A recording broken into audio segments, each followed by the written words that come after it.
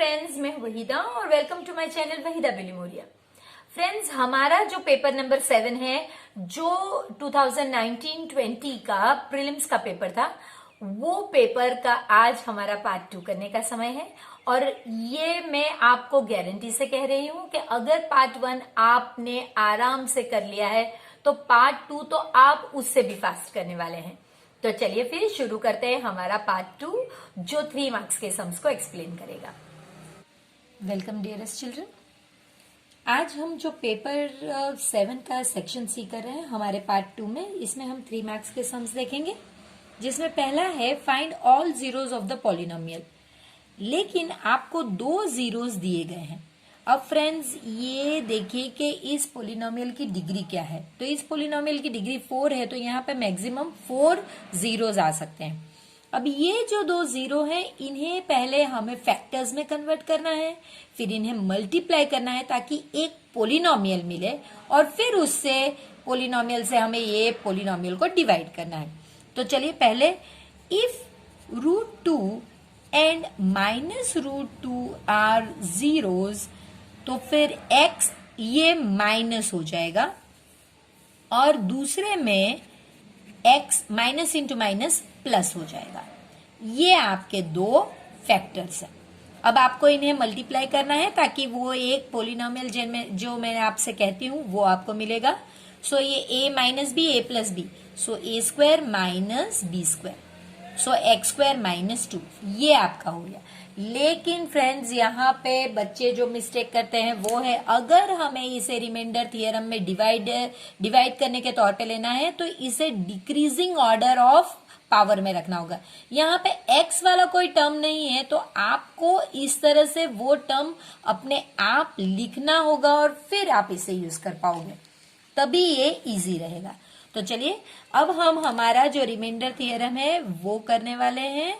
तो ये हमारा पोलिनोमियल है 2x⁴ माइनस 3x³ ऑलरेडी ये डिक्रीजिंग ऑर्डर ऑफ पावर में ही है, देखिए। और अब आप अपना जो पोलिनोमियल आपने जो बनाया है वो बाहर लेकर आइए। अब आपको x² से 2x⁴ बनाना है, तो 2x² से मल्टीप्लाई करना होगा।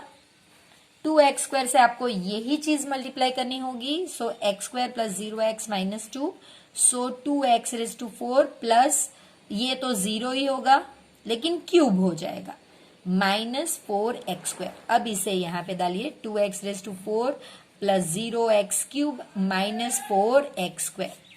साइन ऑपोजिट करते हुए ये कैंसिल हो जाएगा, 3 माइनस 0 सॉरी माइनस 3 माइनस 0 तो सेम रहेगा, -3 प्लस 4, सो प्लस 1x²। अब सिर्फ एक को नीचे लेकर आइए। अब आपको x² से -3x³ करना है, सो आपको -3x से मल्टीप्लाई करना होगा। वही चीज आपका जो डिवाइजर है वही लेना होगा,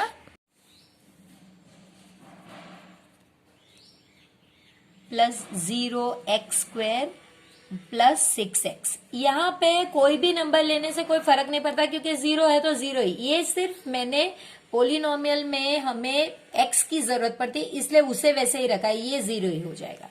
सो -3x³ plus 0x² plus 6x। इसे आप ऑपोजिट साइन करेंगे, ये कैंसिल हो जाएगा, 1 माइनस 0 कोई फर्क नहीं पड़ता, तो x², ये पूरा ही टर्म कैंसिल हो जाएगा, तो 0x और ये -2।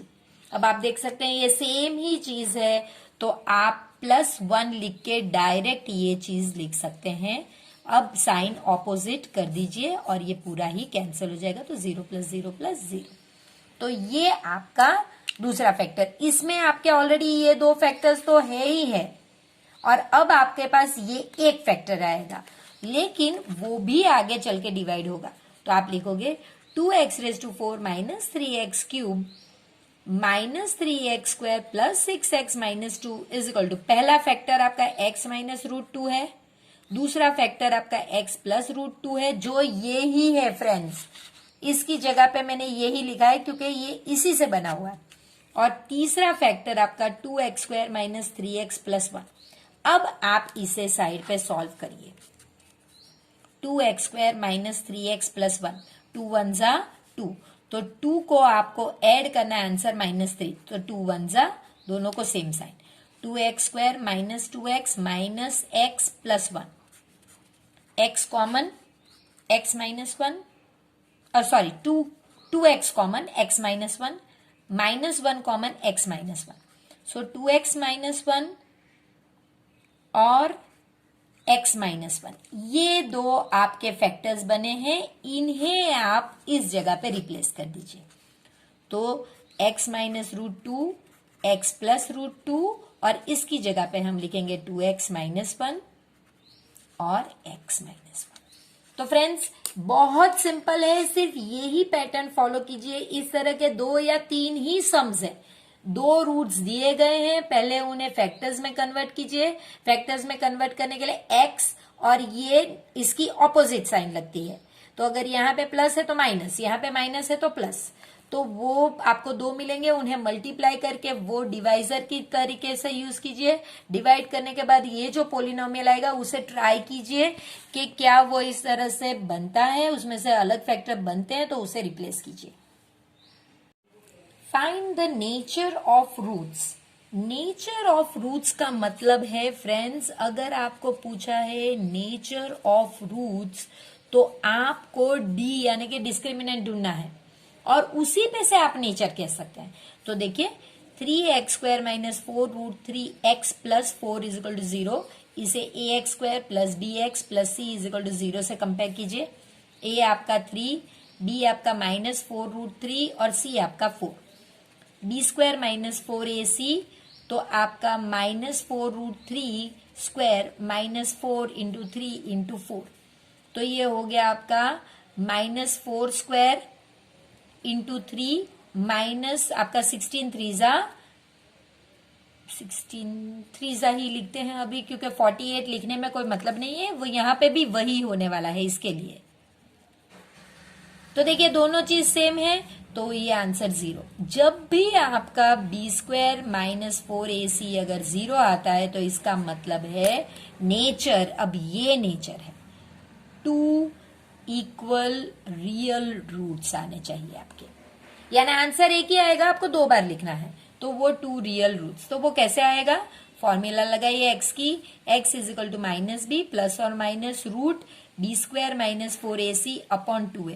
अब जब इक्वल रूट्स हो फ्रेंड्स, आप चाहे, क्योंकि ये तो ऑलरेडी 0 है, आप चाहे तो आप इसकी जगह पे इसकी ओरिजिनल फॉर्मूला जो सिर्फ रियल रूट्स के लिए है -b अपॉन 2a भी ले सकते हैं, और इसे सॉल्व करने पर आपको यही चीज मिलेगी, -4√3 upon 2 into 3, so that is equal to 4√3 upon 6, 2 2 जा 2 3 जा, तो ये हो गया √3 1 जा √3, सो ये आपका हो गया 2 अपॉन √3, सॉरी, तो 2 अपॉन √3 अगर आपने इस तरह से लिखा है तो ये ही 2 बार लिखना है, therefore roots are 2 upon √3 comma वही चीज फिर से, क्योंकि यही तो हमने लिखा है 2 इक्वल रियल रूट्स।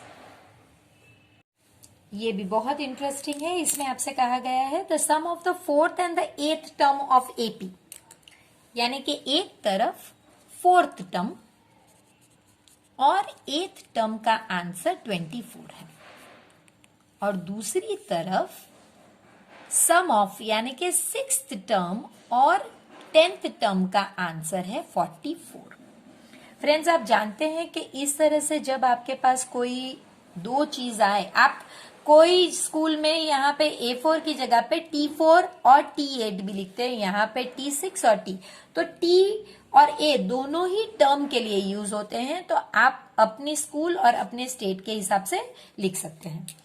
तो चलिए अब आपको इसकी फॉर्मूला लगानी है, तो ये 4 है तो A प्लस 3D और ये 8 है तो A plus 7D is equal to 24, 2a plus 10d is equal to 24। अब आप डिवाइड बाई 2 करिए तो a plus 5d is equal to 12, ये हमारा पहला इक्वेशन। इसी तरह अगर ये 6 है तो a प्लस 5d प्लस ये 10 है तो a plus 9d is equal to 44, तो ये आपका हो जाएगा 2a plus 14d is equal to 44, divide by 2 करिए तो a plus 7d is equal to 22। अब आप देख सकते हैं कि दोनों ही लीनियर इक्वेशन है, तो आप इन्हें चाहे वो पैटर्न से सॉल्व कर सकते हैं।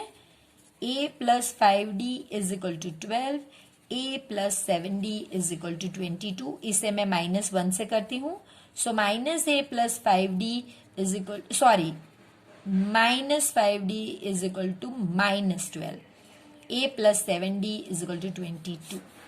ये 7 minus 5, 2d is equal to 10, d is equal to 5। ये मुझे d की वैल्यू मिल गई। और अब मुझे इन दो में से कोई भी एक में रिप्लेस करके a की वैल्यू ढूंढनी है, जो काफी इजी है। तो a plus 5d is equal to 12, a plus 5 into 5 is equal to 12, a is equal to 12 minus 25, a is equal to -13। अब अगर मेरे पास a और d दोनों मिल गए हैं तो मुझे जो ढूंढना है फर्स्ट 3 टर्म्स ऑफ AP, तो ये तो काफी इजी होने वाला है। फर्स्ट टर्म जो है वो a है, तो -13। Second term a plus d यानी -13 plus 5 that is equal to -8। और थर्ड टर्म है a प्लस 2d, तो -13 plus 5 into 2 that is equal to -13 plus 10 that is equal to -3। तो हमारे 3 टर्म्स अलग से भी लिख सकते हैं हम। Therefore, first 3 terms are -13, -8 and -3। इसके बाद डॉट डॉट रखने की जरूरत नहीं, क्योंकि हमें फर्स्ट 3 ही पूछे गए हैं। A TV manufacturer produces 600 sets in 3rd year and 700 sets in 7th year. Assuming that the production increases uniformly by a fixed number every year, तो यहीं से आपको पता चलता है कि ये AP का सम है। तो आप लिख सकते हैं कि भाई थर्ड ईयर में वो 600 सेट्स होते थे और सेवेंथ में उसके 700 हुए। तो जब भी आपके पास इस तरह का दो डेटा आए तो आप बड़े नंबर में से छोटे को सब्ट्रैक्ट करने की ट्राई कीजिए, यानी कि 700 माइनस 600। अब इसकी फॉर्मूला सब्ट्रैक्ट कीजिए। So a plus 6d minus a plus 2d is equal to 100। So a plus 6d minus a minus 2d is equal to 100।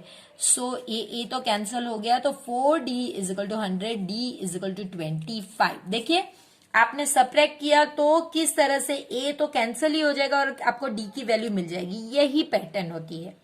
जैसे आपको d की वैल्यू मिल जाए, आप कोई भी a में रिप्लेस करके a की वैल्यू ढूंढ सकते हैं। जैसे कि मैं यहां पे रिप्लेस करूंगी a3 में। a3 is equal to 600, a plus 2d is equal to 600। So a plus 2 into 25 is equal to 600। ये 50 इस साइड पे, a is equal to 600 minus 50, a is equal to 550। देखिए a की वैल्यू भी मिल गई। अब आपको ये तीन चीज एक के बाद एक, फर्स्ट ईयर में तो वो तो ऑटोमेटिकली a फर्स्ट ईयर ही है, तो यहां पे आप डायरेक्ट लिख सकते हैं देयरफॉर फर्स्ट वन। यहां पे नंबर 1 दे दीजिए। अब कर सॉल्व ही हो गया तो जरूरत ही नहीं है। Production in first year is 550 sets. अब आपको 10th ईयर में ढूंढना है, यानी कि A10। तो उसके लिए आप लिखोगे प्रोडक्शन इन 10th ईयर। सो A10 is equal to A plus 9D that is equal to 550 plus 9 into 50, sorry 25 है, sorry 25। So 550 plus 225, so that is equal to 775। तो इतने सेट्स या यूनिट्स आप लिख सकते हैं कि इतने यूनिट्स आपके।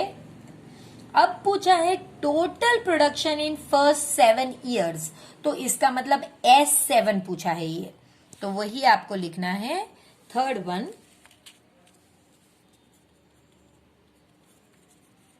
Total production in first 7 years, total यानी S 7 पूछा है। सो इसकी फॉर्मूला भी हमें पता है, n/2 A plus L, L वाली फॉर्मूला ले लेते हैं क्योंकि हमें 7th ईयर की फ्रेंड्स ऑलरेडी दे दी गई है। सो अब ये हमारा A7 जो है वो L की तरीके से एक्ट कर सकता है। तो यहां हम वही लिखेंगे कि ये आपकी जानकारी के लिए है कि A7 is equal to L, क्योंकि वो लास्ट है ना, इसमें लास्ट 7 ही है, तो वो हम L को इस तरीके से ले सकते हैं, L। ठीक है, तो 7/2 A हमारा 550 प्लस ये 700 है। सो 7/2 इंटू 1250, तो ये हो गया आपका 625 और ये 4375 यूनिट्स या सेट्स।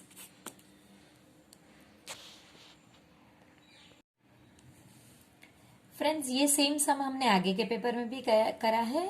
जो फ्रेंड्स हमारे साथ अभी अभी नए जुड़े हैं तो प्लीज उन्हें कह दूं मैं कि हमने इससे आगे 6 पेपर्स ऑलरेडी सॉल्व किए हैं। तो अगर आप वो पेपर्स देखेंगे तो आपको बहुत मजा आएगा और ये पेपर आपको बहुत इजी भी लगेगा। तो फ्रेंड्स यहाँ पे आपको ये एरिया ढूंढना है उस ट्राइंगल का जो मिड पॉइंट्स, ये बहुत इंपॉर्टेंट है, मिड पॉइंट्स से जुड़ के बना हुआ है, यानी कि ये जो ट्राइंगल है इसका आपको एरिया ढूंढना है।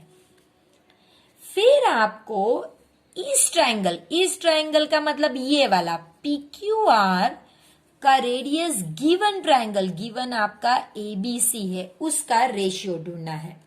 तो फ्रेंड्स पहले तो ये जानना जरूरी है कि P जो है वो AC का मिड पॉइंट है। तो P के अगर आपको ये चाहिए, कोऑर्डिनेट्स चाहिए, तो इसे हम कहेंगे P को x1 y1, इसके कोऑर्डिनेट्स x2 y2 ले लेते हैं और इसके x3 y3। तो अगर आपको P के कोऑर्डिनेट्स ढूंढने हैं तो क्योंकि ये मिड पॉइंट से फॉर्मूला छोटी हो जाती है, तो ये हम P का ढूंढ रहे हैं। तो P का जो x है वो इनका आपको ये ही दो करने होंगे। सो 0 + 0 अपॉन 2, तो ये 0 हो गया। सो P का x 0 होगा और उसका जो y होगा वो -1 + 3 और इसका डिवाइडेड बाय 2, यानी कि ये हो गया आपका 2/2, यानी कि y आपका 1 हो गया। फ्रेंड्स यहाँ पे हम y1 y2 ले सकते हैं, इसे y1 इसे y2 भी ले सकते हैं, आंसर सेम ही आएगा। तो P के कोऑर्डिनेट्स आपको मिल गए 0 और 1। इसी तरह अब हम Q के कोऑर्डिनेट्स ढूंढ रहे हैं। तो Q के लिए हमारा x होगा, Q इस दो के बीच में है, तो 0 + 2/2 यानी कि 2/2 यानी कि 1। सो x आपका 1 हो गया और y आपका -1 + 1/2 यानी कि आपका 0/2 यानी कि 0। तो अब आपके पास Q के कोऑर्डिनेट्स हो गए आपका 1 और 0। अब इसके बाद लास्ट R के कोऑर्डिनेट्स ढूंढेंगे। तो R के कोऑर्डिनेट्स आपको अगेन x जो है वो देखिए आप यहां पे देख सकते हैं, x 0 + 2, 0 + 2/2 यानी कि 2/2, तो x आपका 1 हो गया और y आपका 3 + 1/2 यानी कि 4/2 यानी कि 2।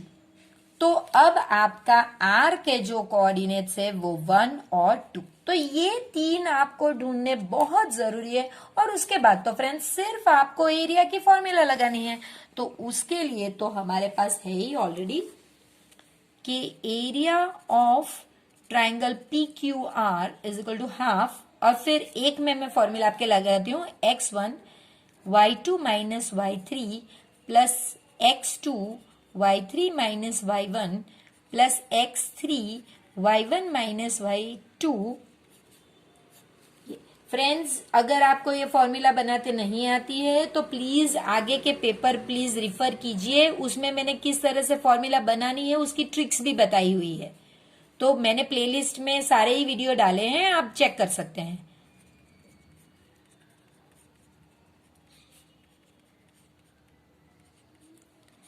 तो ये हो गया। अब आप इसकी जगह पे ब्रैकेट ले ले तो भी कोई फर्क नहीं पड़ता, क्योंकि एरिया हमारा पॉजिटिव ही आना चाहिए, इसके लिए ये होता है। सो 0+1+1, तो half into 2 that is equal to 1 unit square. ये हमारा PQR का जो हम लोग को ढूंढने या पूछा है वो आपको मिल गया। अब आपको रेशियो के लिए ABC का भी ढूंढना होगा, क्योंकि उससे ही रेशियो बनाना है। So area of triangle ABC is equal to half, ये ही फॉर्मूला लगानी है फ्रेंड्स, आपको यही चीज लिखनी है। और फिर नीचे 0, 1 - 3 प्लस 2, 3 माइनस -1 प्लस 0 -1 - 3, तो ये आपका हो गया हाफ। और ये 0 - 3 यानी 0 के साथ कुछ भी मल्टीप्लाई है तो 0, और ये हो गया 3 + 1 4 × 2 8, और ये 0 ही रहेगा। So that is equal to half into 8 that is equal to 4 unit square. अब आपको रेशियो पहला पूछा गया है, PQR ऊपर होना चाहिए और ABC नीचे होना चाहिए, तो उसी तरह अगर आप नहीं लिखोगे तो मार्क्स फिर नहीं मिलेंगे। तो एरिया ऑफ PQR पहले आएगा अपॉन एरिया ऑफ ABC, तो दैट इज इक्वल टू, ये बहुत बार पूछा गया सम है फ्रेंड्स, बहुत इंपॉर्टेंट है, प्लीज इसे 2 बार प्रैक्टिस जरूर कीजिए। Theorem 10.2 friends, prove the length of 2 tangents from 1 external point, यानी कि एक एक्सटर्नल पॉइंट सपोज आपने P ले लिया है, तो इस पॉइंट से जो ये सर्कल है जिसका सेंटर है 0, वहां जो 2 टेंजेंट्स आपके होते हैं, आपको प्रूव करना है कि इनकी लेंथ इक्वल है। बहुत इंपॉर्टेंट थियरम है 10.2। तो इसमें फ्रेंड्स गिवन जो है, जो लिखा है वैसा ही हमने लिखा है कि भाई PQ और PR जो है ये पॉइंट P से ड्रॉ किए गए, जो सर्कल जिसका सेंटर O है और रेडियस R है उससे बाहर है, और प्रूव जो करना है वो PQ और QR। स्टार्टिंग में ये जो पॉइंट से ये ज्वाइन नहीं करे हैं, तो ये हम कंस्ट्रक्शन में लिखेंगे कि कंस्ट्रक्शन में आपको पहले ज्वाइन करना है OQ, OP और QR को। तो सॉरी, QR आप ना ज्वाइन करके OP ज्वाइन कर सकते हैं, सॉरी OP। ये 3 पहले स्टार्टिंग में नहीं ज्वाइन किए गए थे, OQ, OR और OP, तो इनको पहले आप ज्वाइन कर लीजिए। अब फ्रेंड्स जो प्रूफ है, यहाँ पे मैं ये सिर्फ 2 डायग्राम्स ड्रॉ कर रही हूँ आपकी सहूलियत के लिए। एग्जाम में आप ना ड्रॉ करें तो चलेगा, ये अंडरस्टैंडिंग के लिए होते हैं, तो आप सिर्फ समझने के लिए मैं आपके लिए ड्रॉ कर रही हूँ। OQP और ORP। फ्रेंड्स मैं ये 2 ट्रायंगल जो हैं इन्हें कॉन्ग्रुएंट प्रूव करना चाहती हूं, और फिर मैं CPCT से इन 2 को करूंगी। अब आप देख सकते हैं तो ये RHS का क्राइटेरिया से हो सकते हैं, तो चलिए ट्राई करते हैं। इन ट्रायंगल PQO यानी कि ये वाला, एन ट्रायंगल PRO यानी कि ये वाला। अब आप देख सकते हैं अगर मुझे RHS लेना है तो पहले मुझे राइट एंगल की बात करनी होगी। Angle Q is equal to angle R, पहले इसी ट्रायंगल की चीजें बोलनी होंगी, और फिर अगर आपने ये पीछे लिखा है तो आपको फिर इसके बोलने होंगे। सो ये आपका हो गया राइट हैंड, यानी कि राइट हैंड नहीं सॉरी 90 डिग्री, तो R का मतलब राइट एंगल ट्रायंगल के लिए R।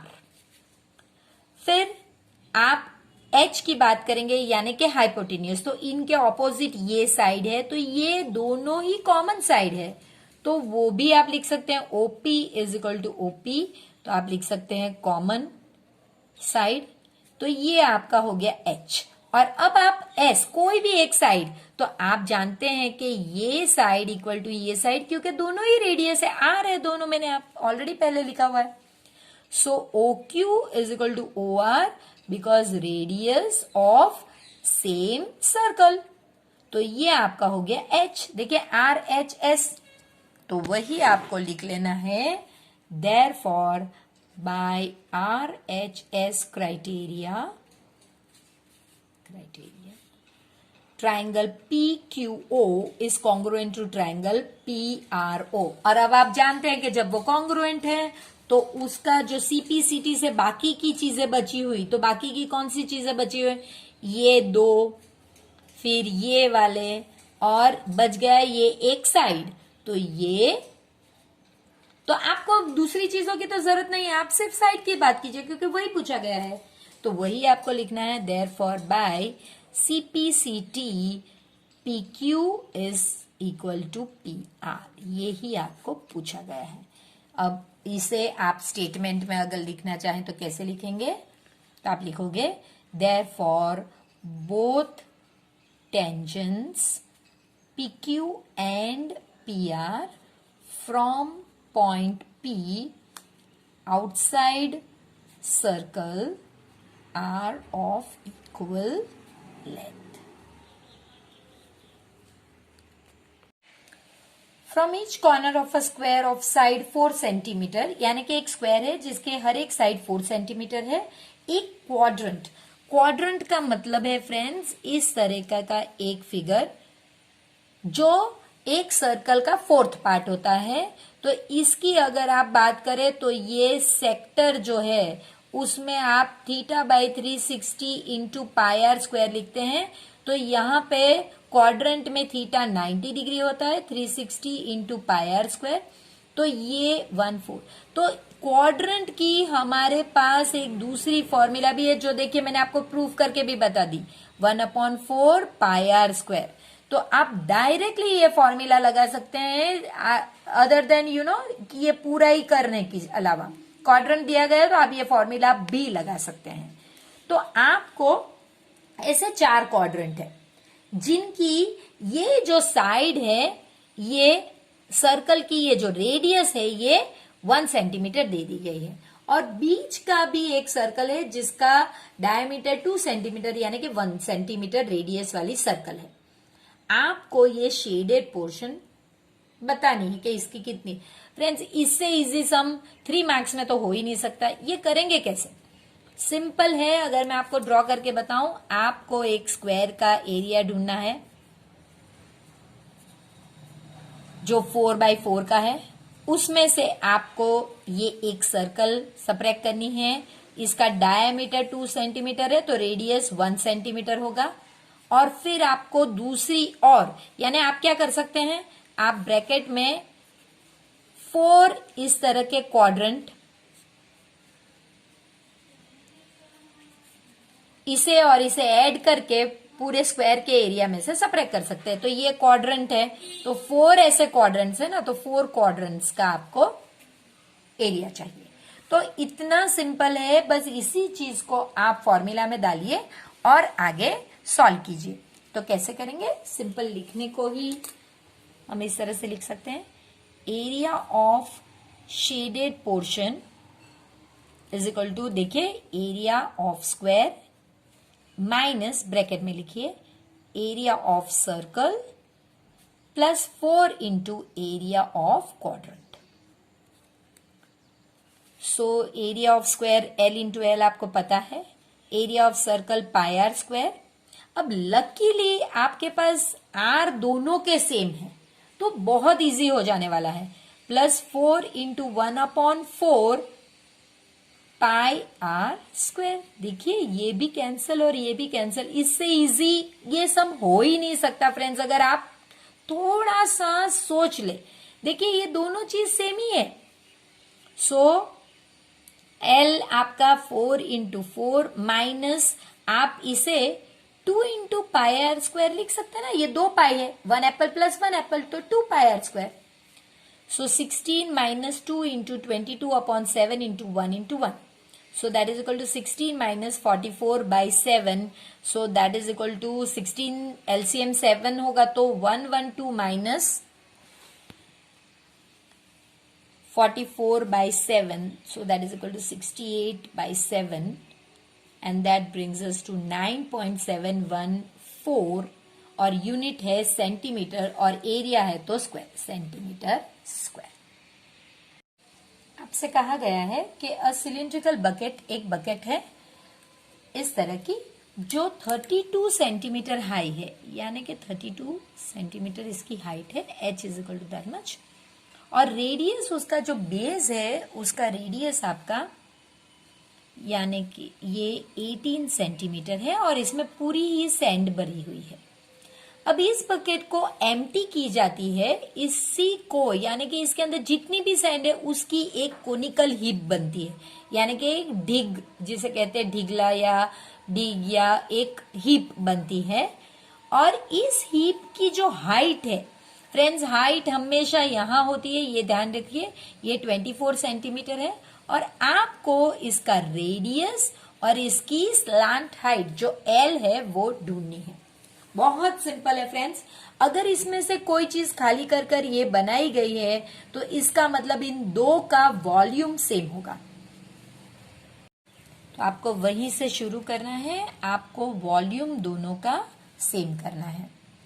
So volume of cylinder is equal to volume of cone. अब हम एक चीज करेंगे कि हम सिलेंडर की हाइट h ले रहे हैं और उसका रेडियस r ले रहे हैं, तो आप कहीं पे मेंशन कर दीजिए कि h is equal to height of cylinder and r is equal to radius of cylinder. और इसके लिए हम कैपिटल H और कैपिटल R, ये कैपिटल H है और ये कैपिटल R है। So H is equal to height of cone और R is equal to radius of cone. ये सेम नहीं है इसलिए हमें डिफरेंट अल्फाबेट लेने पड़ रहे हैं। तो अब आप फॉर्मूला लिखिए, pi are square H is equal to, इसकी पाई R ये लेना है, H ये लेना है और डिवाइडेड बाय 3। अब पाई तो दोनों साइड से कैंसिल हो जाएगी। अब आपको सिर्फ वैल्यूज अंदर डालनी है और इसकी हाइट है 32, इसके आपके पास R नहीं पता है, H 24 by 3 1 जा 8 जा, अब ये नीचे आ जाएगा 18 into 18 into 32 by 8 is equal to R square, ये 4। तो आपको देखकर ही पता चल जाता है कि 18 square into 2 square is equal to R स्क्वायर, therefore R is equal to, सबके स्क्वायर निकल जाएंगे तो 36। इतना सिंपल होता है फ्रेंड्स, आप थोड़ा लॉजिक लगाइए।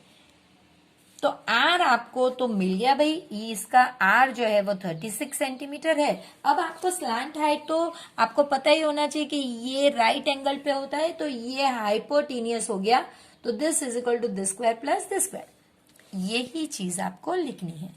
सो L is equal to square root of H square plus R square, so that is equal to 24 square plus 36 square.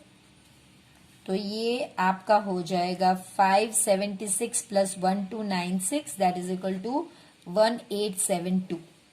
अब इसके किस तरह से फैक्टर ढूंढेंगे ये हम लिखेंगे, 1872 2 square into 2 square into 3 square into 13 होता है। तो ये जो सारे स्क्वायर वाले ये निकल जाएंगे बाहर, सो 2 2 4 4 3 12 रूट 13, और क्योंकि सभी कुछ सेंटीमीटर में था ये भी आपका सेंटीमीटर में ही होगा।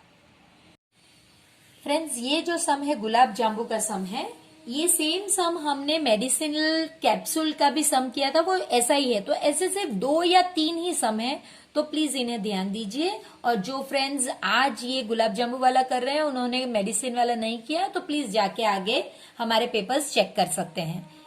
तो इस गुलाब जामुन में आपसे कहा गया है ये 30% वॉल्यूम हम लास्ट में करेंगे। आपको इतना ही देखना है कि भाई ये गुलाब जामुन यहां से आप चालू कर सकते हैं सिलेंडर के शेप में, जिसमें 2 हेमिस्फेरिकल एंड्स है। तो देखिए ये 2 हेमिस्फीयर है हमारे और ये बीच में सिलेंडर है, यानी ये फिगर कुछ इस तरह से है।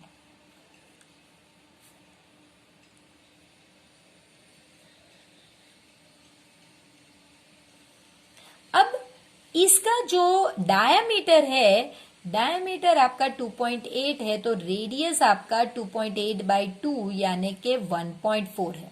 तो देखिए 1.4 इसका रेडियस है, जो हम लिख लेते हैं, रेडियस 1.4 है।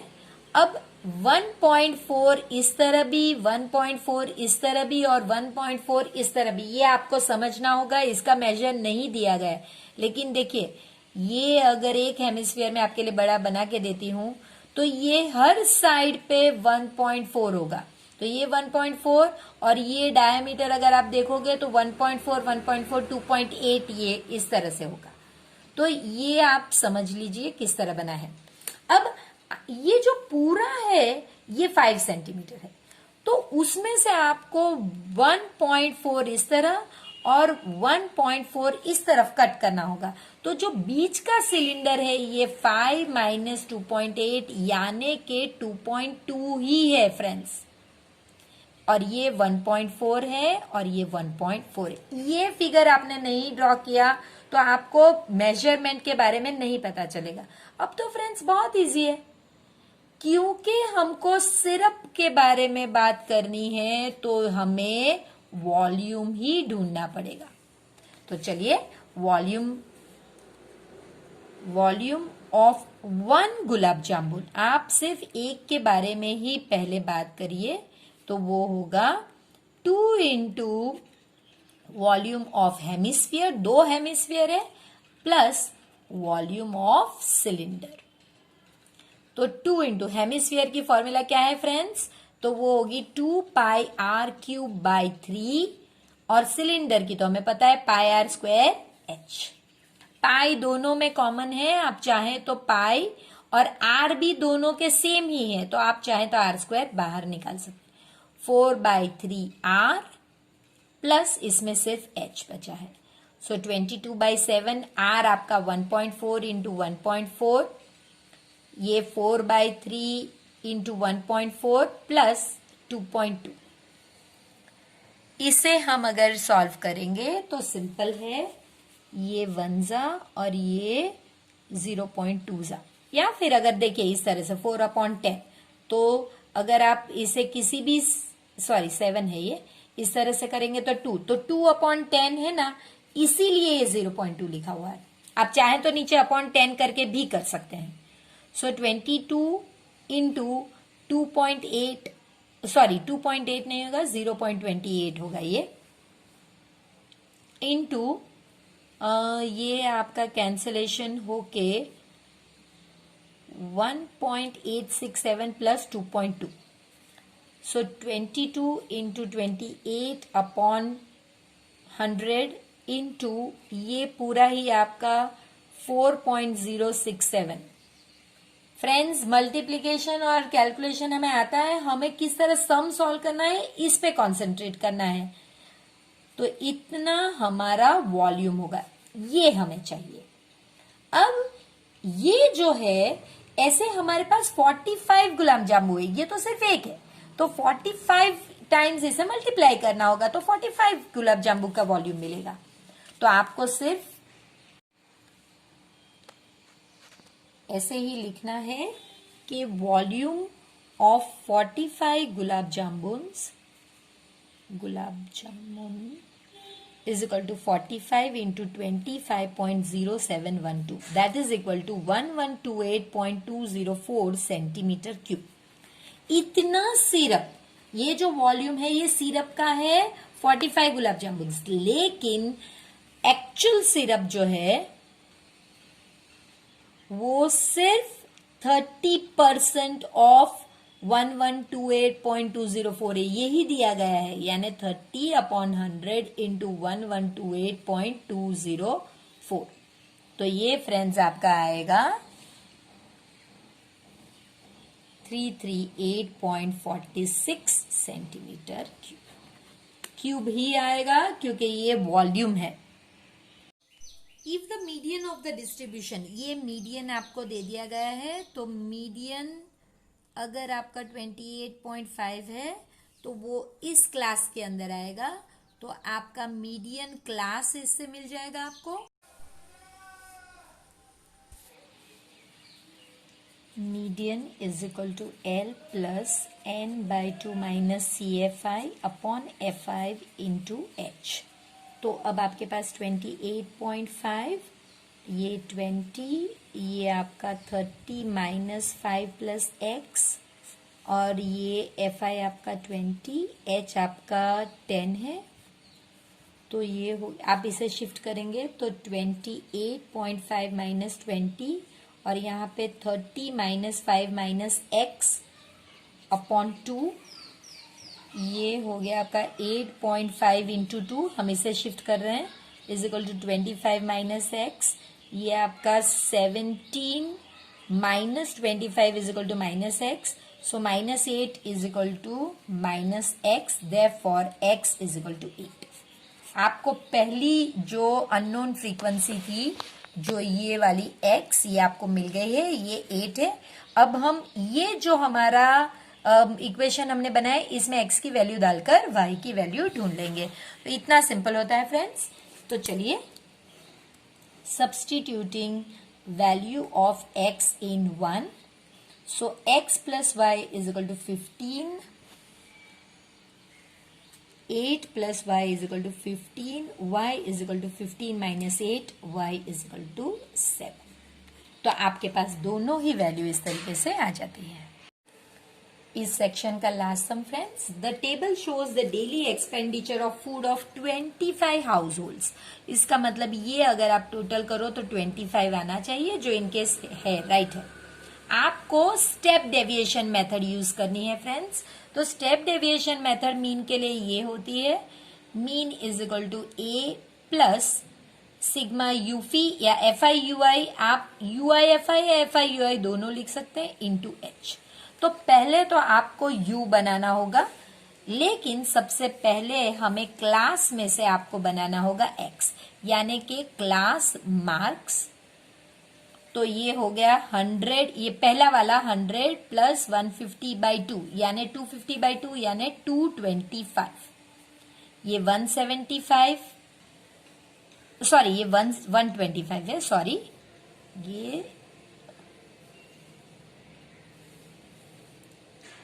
ये हो गया आपका 225, 275 और 325। ओके, अब आपको इसमें से बनाना है u।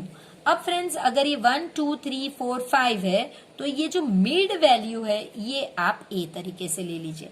तो a आपका 225 है, और h आपको पता ही है, इनका डिफरेंस 50 है, तो ये 50। तो u कैसे बनेगा, तो मैं पहला आपको सॉल्व करके बताती हूं। ये x minus a upon h, ये फॉर्मूला होती है। सो 125 माइनस 225 अपॉन 50, तो ये हो गया 100 अपॉन 50 यानी कि -2। तो ये हो जाएगा -1, 0, 1 और 2। फ्रेंड्स, यही इसकी पैटर्न होती है, आप 1 या 2 में चेक कीजिए, यही पैटर्न होगी। और फिर लास्ट में, क्योंकि हमें यहाँ पे यूफी चाहिए, तो आपको u और f को मल्टीप्लाई करना होगा। ये आपका f है, तो ये आपका यूफी, यहाँ पे आपके लिए आंसर हो जाएगा -8, -5, 0, 2 और 4। तो पॉजिटिव आपके 6 है और नेगेटिव आपके -13, तो इसका आंसर -7 आएगा। बस यही चीज यहाँ पे वैल्यू इंसर्ट कीजिए। a आपका 225, ये आपका -7 सिग्मा F5, और ये आपका 50, 1 जा 2 जा, सो 225 माइनस 14, और ये बहुत सिंपल 211 आंसर आपका आ गया, 211। लेकिन आपको ये एक्सपेंडिचर रुपीज में दिया गया है, तो या तो आप इस तरह लिखिए या फिर रुपीज 211 इस तरह से लिखिए। ये आपकी मीन डेली एक्सपेंडिचर है। तो मैं मानती हूं कि ये पार्ट में कुछ ऐसे सम्स थे जो हमने पीछे नहीं देखे थे, लेकिन इनके कंसेप्ट्स हमने 1 मार्क और 2 मार्क के सम्स में देख चुके थे, तो ये हमारे लिए काफी इजी रहे फ्रेंड्स। तो इसी तरह अब फटाफट से बढ़ते हैं हमारे पार्ट 3 की तरफ। तब तक प्लीज चैनल को सब्सक्राइब कीजिए, वीडियो को जरूर लाइक कीजिए और अपने फ्रेंड्स के साथ इसे शेयर भी कीजिए।